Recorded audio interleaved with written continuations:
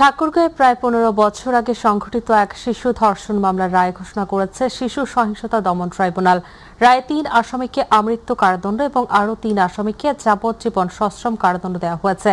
দুপুরে শিশু সহিংসতা দমন ট্রাইব্যুনালের বিচারক ও জেলা জজ আলী মনসুর এই রায় ঘোষণা করেন। আদালতের রায় অনুযায়ী প্রধান ৩ আসামি মোহাম্মদ আনিস রানা, মোহাম্মদ সাইফুল ইসলাম ও মোহাম্মদ দুলালকে আমৃত্যু কারাদণ্ড এবং প্রত্যেককে ২ লাখ টাকা অর্থদণ্ড দেওয়া হয়েছে। তাদেরকেও ফৌজদারি কার্যবিধির ৩৫A ধারার সুবিধা কিংবা জেল কোড অনুযায়ী কোনো ধরনের রেমিশন সুবিধা পাবেন না। এছাড়া অপর ৩ আসামিকে যাবজ্জীবন সশ্রম কারাদণ্ড, প্রত্যেককে ১ লাখ টাকা অর্থদণ্ড এবং অনাদায়ে আরও ১ বছরের সশ্রম কারাদণ্ড দেওয়া হয়েছে। আদালত রায়ে আরও নির্দেশ দেন, দণ্ডিতদের কাছ থেকে আদায় করা অর্থ ভুক্তভোগীর ক্ষতিপূরণ হিসেবে প্রদান করা হবে। আমরা রাষ্ট্রপক্ষ সক্ষম হয়েছি, এই জন্যই দণ্ড দেওয়া হয়েছে। ন্যায় বিচার পাইছে, ন্যায় বিচার প্রতিষ্ঠিত হয়েছে।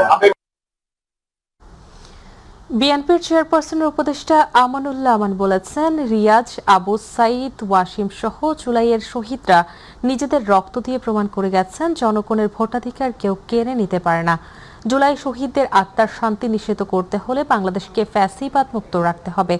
আন্দোলনের শহীদ রিয়াজের মৃত্যুবার্ষিকী উপলক্ষে তার কবর জিয়ারত শেষে সাংবাদিকদের সঙ্গে আলাপকালে তিনি এসব কথা বলেন। এ সময় আমানুল্লাহ আমান শহীদ রিয়াজ সহ জুলাই আন্দোলনের সকল শহীদদের প্রতি গভীর শ্রদ্ধা জানান এবং তাদের রুহের মাগফিরাত কামনা করেন। মৎস্য প্রাণী সম্পদ প্রতিমন্ত্রী সুলতান সালাউদ্দিন টুকু এমপি বলেছেন, ক্ষুদ্র ও মাঝারি পোল্ট্রি খামারিদের কৃষি ঋণের আদলে সহজ শর্তে ঋণ সুবিধার আওতায় আনতে প্রয়োজনীয় উদ্যোগ নেওয়া হবে। পাশাপাশি উৎপাদন ব্যয় কমানো, ফিডের দাম সহনীয় রাখা এবং নিরাপদ খাদ্য উৎপাদনের মাধ্যমে পোল্ট্রি শিল্পকে আরও টেকসই করার পদক্ষেপ নেওয়া হবে। টাঙ্গাইলে বাংলাদেশ পোল্ট্রি ইন্ডাস্ট্রিজ অ্যাসোসিয়েশন আয়োজিত পোল্ট্রি খামারি সমাবেশে প্রধান অতিথির বক্তব্যে তিনি কথা বলেন। তিনি জানান, খামারিদের সমস্যা সমাধানে সংশ্লিষ্ট সব পক্ষের সঙ্গে আলোচনা করে প্রয়োজনীয় ব্যবস্থা নেওয়া হবে। জুলাই সনদ বাস্তবায়ন ও জুলাই গণঅভ্যুত্থানে শহীদদের ন্যায় বিচারের দাবিতে সিলেটে বিক্ষোভ মিছিল আলোচনা সভা অনুষ্ঠিত হয়েছে। দুপুরে বাংলাদেশ পরিবহন শ্রমিক ফেডারেশন সিলেট মহানগর ও জেলা শাখার উদ্যোগে আয়োজিত কর্মসূচিতে বিক্ষোভ মিছিল শেষে জুলাই গণঅভ্যুত্থানের শহীদ ও আহতদের স্মরণে আলোচনা সভা অনুষ্ঠিত হয়। অ্যাডভোকেট জামিল আহমেদ রাজুর সভাপতিত্বে আলোচনা সভায় প্রধান অতিথির বক্তব্য দেন বাংলাদেশ পরিবহন শ্রমিক ফেডারেশনের কেন্দ্রীয় সভাপতি মোহাম্মদ কবির আহমেদ। বিশেষ অতিথি হিসেবে বক্তব্য দেন ফেডারেশনের কেন্দ্রীয় সহসভাপতি ও দক্ষিণ সুরমা উপজেলা পরিষদের সাবেক চেয়ারম্যান মাওলানা লোকমান আহমদ। বগুড়ায় গত কয়েকদিনের ভারী বৃষ্টিপাত ও উজান থেকে ধেয়ে আসা ঢলে ৩টি উপজেলায় যমুনা নদীর পানি বৃদ্ধি অব্যাহত রয়েছে। নদীর তীরবর্তী অন্তত 15টি স্থানে দেখা দিয়েছে ভাঙন, যা ধেয়ে আসছে বন্যা নিয়ন্ত্রণ বাঁধ ও জনবসতির দিকে। বাড়িঘর রক্ষায় চরম আতঙ্কে দিন কাটাচ্ছেন নদী পাড়ের মানুষ। বগুড়া ব্যুরো চিফ লতিফুল কারিমের তথ্য ও চিত্র বিস্তার জানাচ্ছেন তামান্না সাদিকা। বগুড়ার যমুনা নদীর তীরবর্তী এলাকায় কয়েক দফা ভাঙনের পর আবার শুরু হয়েছে নদীর আগ্রাসন। ধুনট উপজেলার গসাইবাড়ি, ভান্ডারবাড়ি ইউনিয়নের শহরাবাড়ি এলাকায় যমুনা নদীর ঘাটে জিওব্যাগ ও জিওটিউব ফেলার স্থানেই ফের দেখা দিয়েছে ভাঙন। অন্যদিকে সারিয়াকান্দি ও সোনাতলা উপজেলার অন্তত 15টি স্থানে ভাঙন ঠেকাতে বালুভর্তি জিওব্যাগ ও টিউব ফেলা হচ্ছে। তবে নদীর ভাঙনে এগিয়ে আসার ঝুঁকিতে পড়েছে বন্যা নিয়ন্ত্রণ বাঁধ ও আশেপাশের জনবসতি। ফলে নদী পাড়ের মানুষের চোখে এখন শুধুই আতঙ্ক। কখন কেড়ে নেয় বসতভাটি, ফসলি জমি, এই আশঙ্কায় দিন পার করছেন তারা। বৃষ্টি এবং বন্যা দুইটার ইয়েতে নদীর ভাঙন, ব্যাপকভাবে ভাঙন শুরু হয়েছে। নদীর পানি বৃদ্ধি পাওয়ার কারণে আমাদের বসত ভিটা সহ আবাদি জমি নদীর গর্ভে বিলীন হয়ে যায়। বাড়ি ঘিতে নদীর মানে জমি জমা ভেঙে চলে যাচ্ছে আঙ্গরে। স্থানীয়দের দাবি, শুকনো মৌসুমেই যদি নদীর প্রতিরক্ষার কাজ করা হতো তাহলে বর্ষায় এমন ভাঙনের ঝুঁকি অনেকটাই কমানো সম্ভব হতো। ফসলি জমি যা আছে নদীর গর্ভে সব বিলীন হয়ে গেছে, এখন মানুষ নিঃসহায়। কাজটা যদি আল্লাহ ঠিক মতো করে তাহলে আমরা আর এই বাড়ি ঘরগুলো আর টানা নিত না। বাদ হলে তাহলে মনে করেন যে এইটা অক্কা হবে। এদিকে বগুড়ার পানি উন্নয়ন বোর্ড বলছে, ভাঙন কবলিত এলাকা পরিদর্শন করা হয়েছে। পরিস্থিতি নিয়ন্ত্রণে বালুভর্তি জিওব্যাগ ও জিওটিউব ফেলে ভাঙন ঠেকানোর চেষ্টা চলছে। মারাত্মক ভাঙন যেখানে তৈরি হয়েছে সে জায়গাগুলো আমরা ইতিমধ্যেই জরুরি ব্যবস্থা হিসেবে জিওব্যাগ এবং জিওটিউব ডাম্পিং করছি সেই জায়গাগুলো ভাঙন রোধ করার জন্য সার্বক্ষণিক আমরা সেই বিষয়গুলোকে জায়গাগুলোকে আমরা অবজারভেশনও রাখছি। যদি কোনো বিপজ্জনক কিছু ঘটে সেখানে আমরা তাৎক্ষণিক যাতে ব্যবস্থা নিতে পারি। যমুনার ভাঙন থামছে না, একের পর এক ভাঙনে অনিশ্চয়তায় পড়ছেন বগুড়ার নদী পাড়ের মানুষ। বর্ষার আগেই নদীর তীর সংরক্ষণে কার্যকর উদ্যোগ না নিলে আরও ক্ষতির আশঙ্কা করছেন স্থানীয়রা। তামান্না সাদিকা, মাই টিভি। অতি দরিদ্র মানুষের কর্মসংস্থানের জন্য নেওয়া সরকারি খাল খনন প্রকল্পে অনিয়ম ও দুর্নীতির অভিযোগ উঠেছে লালমনিরহাটের আদিতমারীতে। শ্রমিকদের অভিযোগ, নামমাত্র কাজ করিয়ে ভ্যাকুম মেশিন ব্যবহার করে এবং আগাম চেকের স্বাক্ষর নিয়ে আত্মসাৎ করা হয়েছে তাদের মজুরির টাকা। প্রতিনিধি মাহফুজ সাজুর রিপোর্টে থাকছে বিস্তারিত।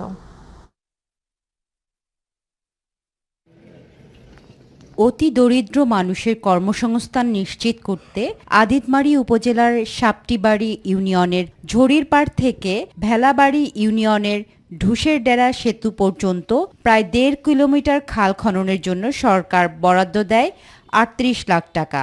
গত 3 মে স্থানীয় সংসদ সদস্য রোকনউদ্দিন বাবুল প্রকল্পটির উদ্বোধন করেন। কিন্তু প্রকল্প বাস্তবায়নে উঠেছে একের পর এক অনিয়মের অভিযোগ। প্রকল্পের তালিকায় 45 জন শ্রমিকের নাম থাকলেও বাস্তবে কাজ করছেন মাত্র 15 থেকে 20 জন। অধিকাংশ খনন কাজ করা হয়েছে ভ্যাকুম মেশিন দিয়ে। সোয়ান আর এখন মাস্টার আসিয়া আমাদের কাছে চেকের পাতা 3টে পাতা সই করে নিয়ে নিল। আমাদের কাছে 40 টাকা সই নেওয়ার পরে টাকা দিল আমার 9 দিনকার 4,500। শ্রমিকদের অভিযোগ, যারা কাজ করেছেন তাদেরও দেয়া হয়েছে নির্ধারিত মজুরির অর্ধেক। আমি ওইখানে 6 দিন কাজ করছি, আমি কোনো টাকা পাই নাই। 9,000 টাকা পাই, সেই 9,000 টাকা আমাকে দেয় নাই। তবে প্রকল্পের সভাপতি ও সদস্য সচিব এসব অভিযোগ সম্পর্কে কিছুই জানে না বলে দাবি করছেন। চলছে একে অপরের ওপর দায় চাপানোর সেই পুরনো রীতি।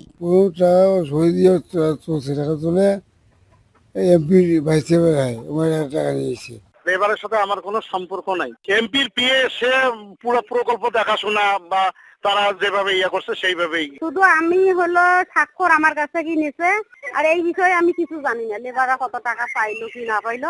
এ বিষয়ে উপজেলা প্রকল্প বাস্তবায়ন কর্মকর্তা এনামুল হক ক্যামেরার সামনে কথা বলতে রাজি হননি। তবে উপজেলা নির্বাহী কর্মকর্তা অভিযোগ তদন্ত করে প্রয়োজনীয় ব্যবস্থা নেওয়ার আশ্বাস দিয়েছেন। যদি এরকম হয়ে থাকে অবশ্যই আমরা আমাদের ঊর্ধ্বতন কর্তৃপক্ষের দৃষ্টিতে আনবো যে এখানে এরকম হয়েছে, সেক্ষেত্রে আমাদের কি করা যেতে পারে আমরা নির্দেশনা চাইব। তামান্না সাদিকা, মাই টিভি। রাজবাড়ী জেলা উন্নয়ন সমন্বয় কমিটির সভায় জেলার সার্বিক উন্নয়নে কর্মকর্তা ও জনপ্রতিনিধিদের একযোগে কাজ করার আহ্বান জানিয়েছেন সংস্কৃতি প্রতিমন্ত্রী আলী নেওয়াজ মাহমুদ খৈয়ম। দুপুরে জেলা প্রশাসকের সম্মেলন কক্ষে আয়োজিত সভায় প্রধান অতিথির বক্তব্যে তিনি আহ্বান জানান। সংস্কৃতি প্রতিমন্ত্রী বলেন, রাজবাড়ী পিছিয়ে পড়া এলাকা, বিশেষ করে এখানকার চরাঞ্চল সবচেয়ে অবহেলিত। তাই সর্বস্তরের মানুষের আর্থসামাজিক উন্নয়নে সংশ্লিষ্ট সব দপ্তরকে সঙ্গে নিয়ে ব্যাপক কর্মসূচি নেওয়া হচ্ছে।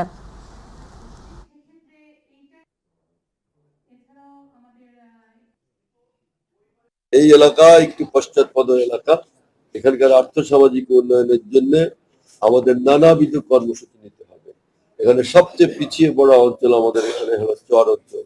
তার ডেভেলপমেন্টের জন্য আমরা যেমন আজকে সিদ্ধান্ত নিয়েছি অনেক গুরুত্বপূর্ণ, আবার শহর অঞ্চলের ডেভেলপমেন্টের জন্য সিদ্ধান্ত নিয়েছি এবং নানা শ্রেণী পেশা এবং সমাজের নানা অংশের মানুষের ডেভেলপমেন্টের জন্য আমাদের সংশ্লিষ্ট সমস্ত দপ্তরকে সঙ্গে নিয়ে আমরা এখানে ব্যাপক কর্মসূচি নিই।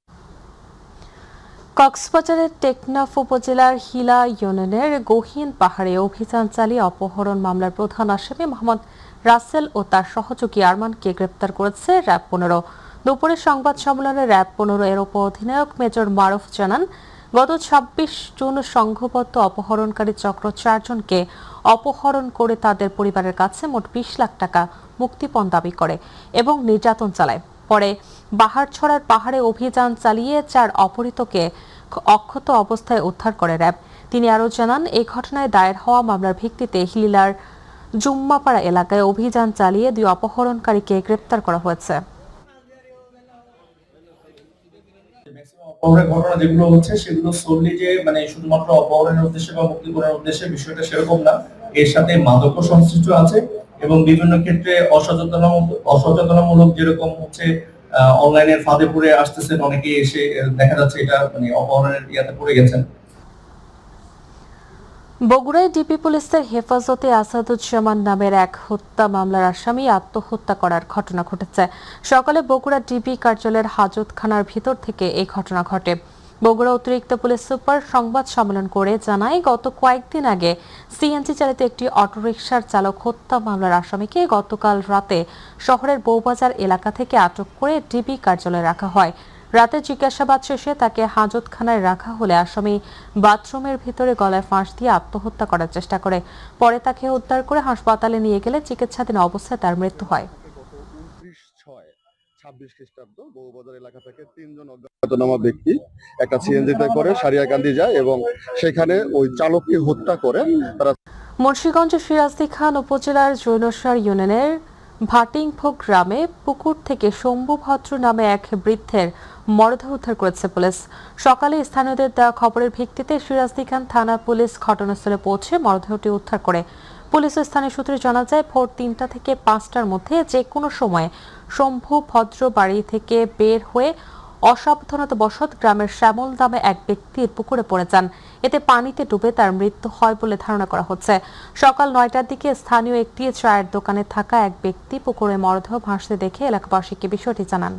রাজধানীর হযরত শাহজালাল আন্তর্জাতিক বিমানবন্দরের কার্গো ভিলেজে ফলের ক্যারেটের মধ্যে বিশেষ কৌশলের রূপ লুকিয়ে রাখা অন্তত 16 কেজি স্বর্ণের বার যৌথ অভিযানে জব্দ করেছে ডিজিএফআই ও ঢাকা কাস্টমস হাউস।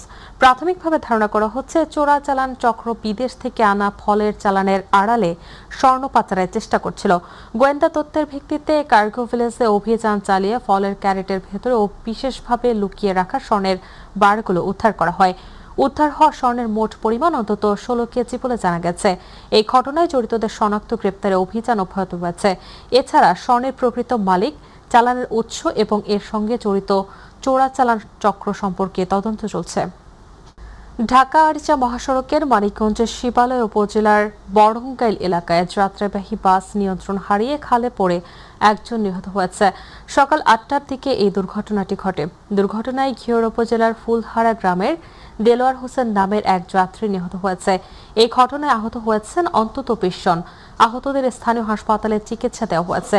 শিবালয় থানার ভারপ্রাপ্ত কর্মকর্তা আমিনুল ইসলাম জানান, একটি যাত্রীবাহী বাস পাটুরিয়া থেকে ঢাকার উদ্দেশ্যে যাচ্ছিল। পথিমধ্যে বড়ঙ্গাইল এলাকায় বাসটি নিয়ন্ত্রণ হারিয়ে রাস্তার পাশে খাদে পড়ে যায়। এতে ঘটনাস্থলে দেলোয়ার হোসেনের মৃত্যু হয়। ভোলার চরফ্যাশন উপজেলার মূল ভূখণ্ড থেকে বিচ্ছিন্ন দ্বীপ চর নিজাম। প্রায় 50 বছর ধরে এখানে বসবাস করছেন 5000 মানুষ। নেই কোনো রাস্তা, শিক্ষা প্রতিষ্ঠান কিংবা চিকিৎসা ব্যবস্থা। প্রাকৃতিক দুর্যোগের সঙ্গে লড়াই করে টিকে আছে তাদের জনজীবন। বিস্তারিত জানাচ্ছেন প্রতিনিধি শাহাবুদ্দিন হাওলাদার। চারিদিকে শুধু নদী, নেই কোনো সড়ক যোগাযোগ। জরুরি প্রয়োজনে নৌকাই একমাত্র ভরসা।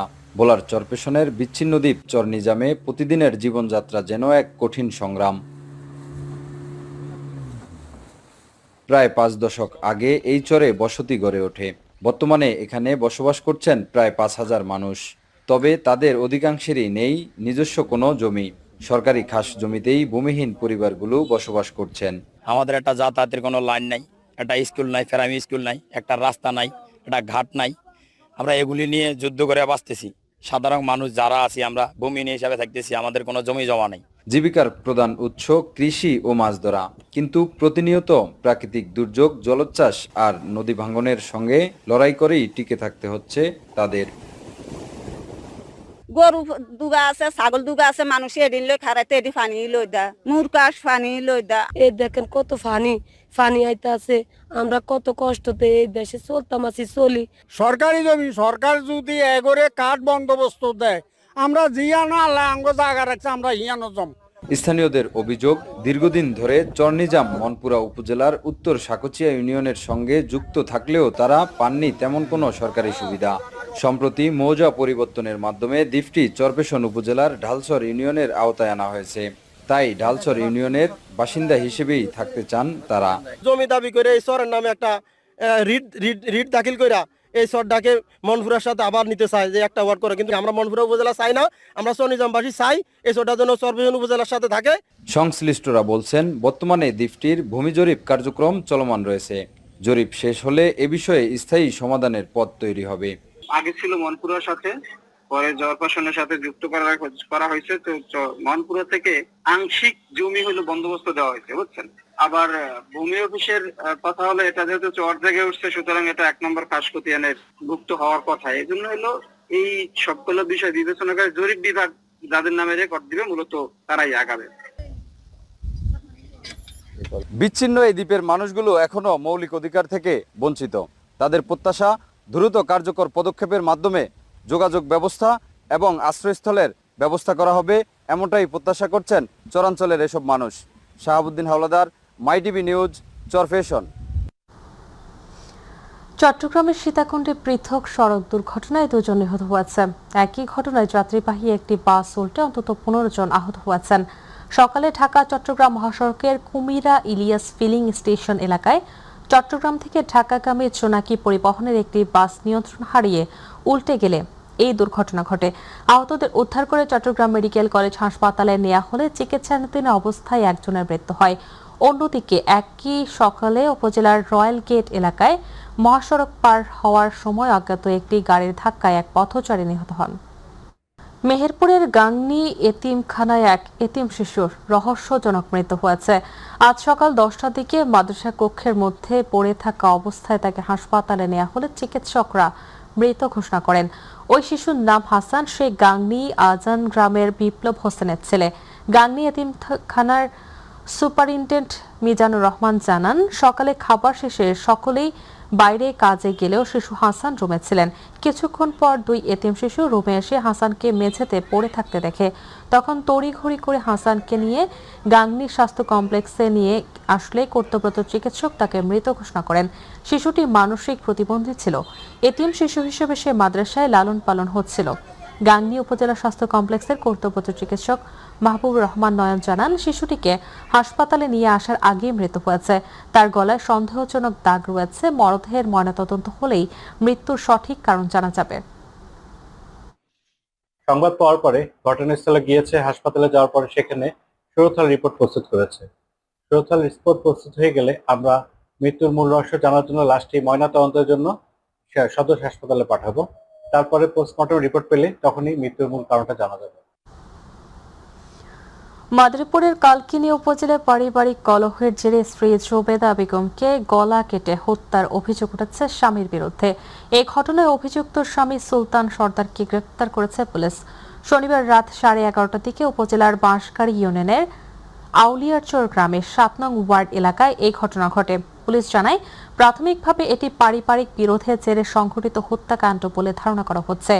এ সময় হত্যার অভিযোগে স্বামী সুলতান সর্দারকে আটক করা হয়। মাদারীপুর জেলার অতিরিক্ত পুলিশ সুপার ফারিহা রফিক ভাবনা জানান, খবর পেয়ে পুলিশ ঘটনাস্থলে পৌঁছে মরদেহ উদ্ধার করে ময়নাতদন্তের জন্য মাদারীপুর সদর হাসপাতালের মর্গে পাঠিয়েছে। নিহতের ভাই বাদী হয়ে একটি হত্যা মামলা দায়ের করেছেন। ঘটনার প্রকৃত কারণ উদ্ঘাটনে তদন্ত চলছে। মানিকগঞ্জের সাটুরিয়ার এক কওমি মাদ্রাসা থেকে নিখোঁজ হওয়া 2 মাদ্রাসা ছাত্রীকে 17 দিন পর উদ্ধার করেছে সাটুরিয়া থানা পুলিশ। পুলিশ জানায়, গত 3 জুলাই মাদ্রাসা থেকে বের হয়ে তারা সাফার এলাকায় একটি বাসা ভাড়া নিয়ে বসবাস শুরু করেন। পরে আর্থিক সংকটে এক বান্ধবীর সঙ্গে যোগাযোগ করলে তথ্য প্রযুক্তির সহায়তায় তাদের অবস্থান শনাক্ত করে উদ্ধার করা হয়।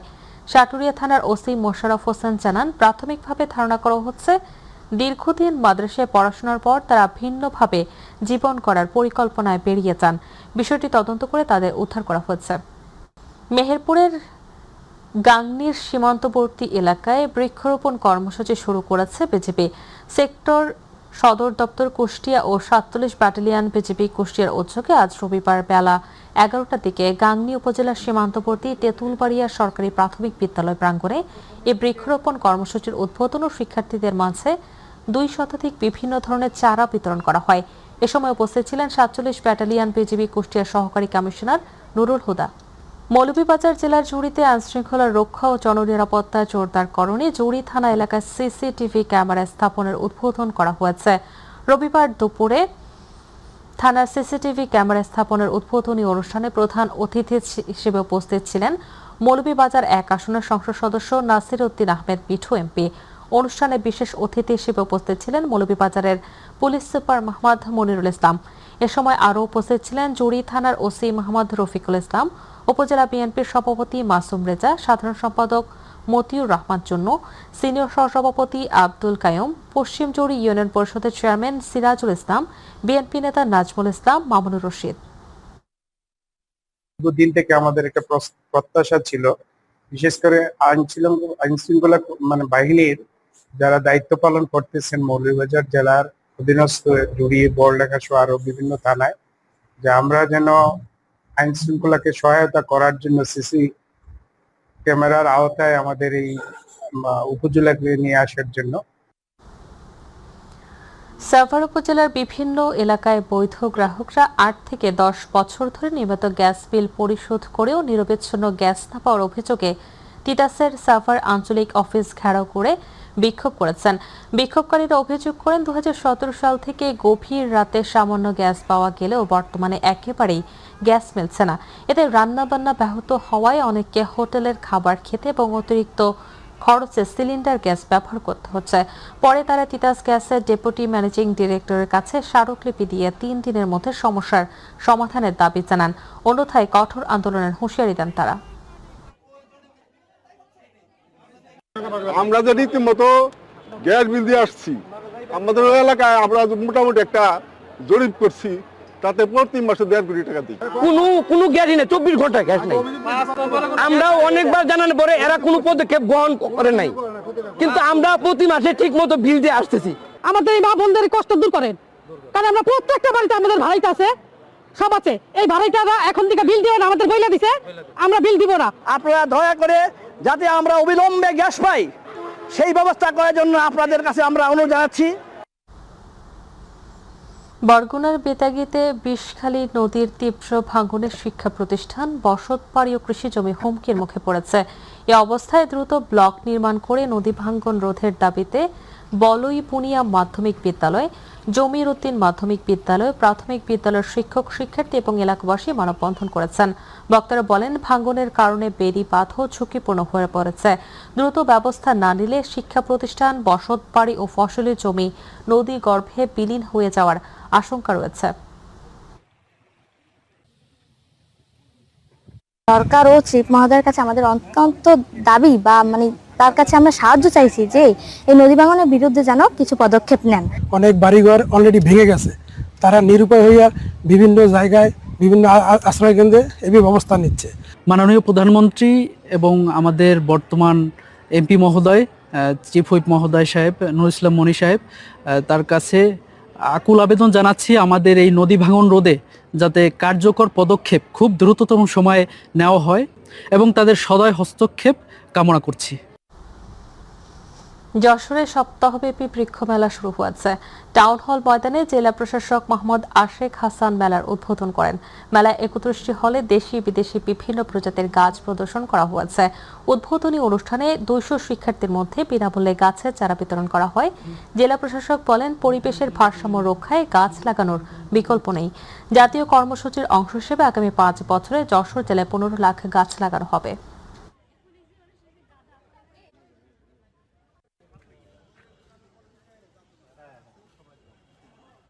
আপনারা জানেন যে মাননীয় প্রধানমন্ত্রী ঘোষিত আছে 5 বছরে 25 কোটি বৃক্ষরোপণ করা হবে। তো তাতে 25 কোটি 5 বছরে, 1 বছরে 5 কোটি করে আসে। আমাদের যশোরে আমরা আশা করছি যে 10 থেকে 15 লক্ষ গাছ আমরা রোপণ করব এবং সেটি আমাদের যে মাননীয় প্রধানমন্ত্রীর লক্ষ্যমাত্রা আমরা পূরণে সক্ষম হবে ইনশাআল্লাহ। আন্তর্জাতিক মানবাধিকার সংস্থা ইন্টারন্যাশনাল হিউম্যান রাইটস সোসাইটি আয়োজিত নেলসন ম্যান্ডেলার 95তম জন্মবার্ষিকী উপলক্ষে নেলসন ম্যান্ডেলা পিস অ্যাওয়ার্ড 2026 প্রদান অনুষ্ঠান ঢাকার বিজয়নগরের একটি মিলনায়তনে অনুষ্ঠিত হয়েছে। অনুষ্ঠানটি সঞ্চালনা করেন আরমান চৌধুরী। এতে প্রধান অতিথি ছিলেন প্রফেসর হামিদা খানম, পিএইচডি। উদ্বোধক ছিলেন, উপস্থিত ছিলেন রেজাবুদুল্লাহ চৌধুরী। বিশেষ অতিথি হিসেবে উপস্থিত ছিলেন ম্যাজিস্ট্রেট রকুন উদ্দিন ও মাই টিভির চট্টগ্রাম পৌর প্রধান হাজী মোহাম্মদ নুরুল কবির। অনুষ্ঠানে দেশের বিভিন্ন প্রান্ত থেকে আগত সমাজসেবা, মানবাধিকার ও বিভিন্ন ক্ষেত্রে বিশেষ অবদান রাখা গুণী ব্যক্তিদের হাতে নেলসন ম্যান্ডেলা পিস অ্যাওয়ার্ড 2026 তুলে দেওয়া হয়। বক্তারা মানবতা, শান্তি ও সামাজিক ন্যায় বিচার প্রতিষ্ঠায় নেলসন ম্যান্ডেলার আদর্শ অনুসরণের আহ্বান জানান।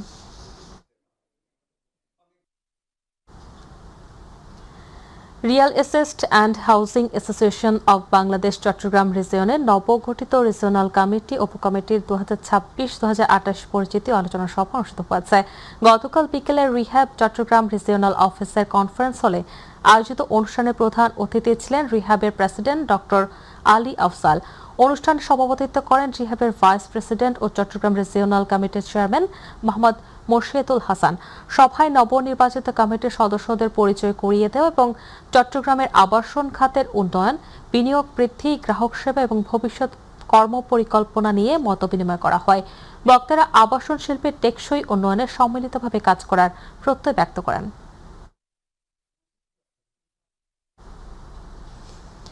চট্টগ্রামের সাম্প্রতিক বন্যায় ক্ষতিগ্রস্ত 3100 পরিবারের মাঝে খাদ্য ওষুধ সামগ্রী বিতরণ করেছে জাতীয় বেসরকারি উন্নয়ন সংস্থা বিটস। সংস্থাটি চট্টগ্রাম, কক্সবাজার ও রাঙ্গামাটির 15টি ক্ষতিগ্রস্ত শাখার সুবিধাভোগীদের মাঝে এই মানবিক সহায়তা দেওয়া হয়। দুপুরে কর্ণফুলী, বোয়ালখালী, মুরাদপুর, চন্দনাইশ, দোহাজারী, কেরানীহাট, সাতকানিয়া, পটিয়া, পাহাড়তলী, চৌধুরীহাট, নোয়াপাড়া, রাউজান, চকরিয়া এবং রানীহাটিতে ত্রাণ বিতরণ অনুষ্ঠানে প্রধান অতিথি ছিলেন সংস্থাটির উপসহকারী পরিচালক মোহাম্মদ আব্দুল জলিল। এ সময় উপস্থিত ছিলেন মোহাম্মদ সাদিকুল ইসলাম সহ সংস্থার ঊর্ধ্বতন কর্মকর্তারা। টাঙ্গাইলের ঘাটালে জনসচেতনতা, জননিরাপত্তা শৃঙ্খলা রক্ষায় টাউন হল সভা অনুষ্ঠিত হয়েছে। রবিবার ব্রাহ্মশাসন AU উচ্চ বিদ্যালয়ের র্যাব 14 টাঙ্গাইলে সভা আয়োজন করে।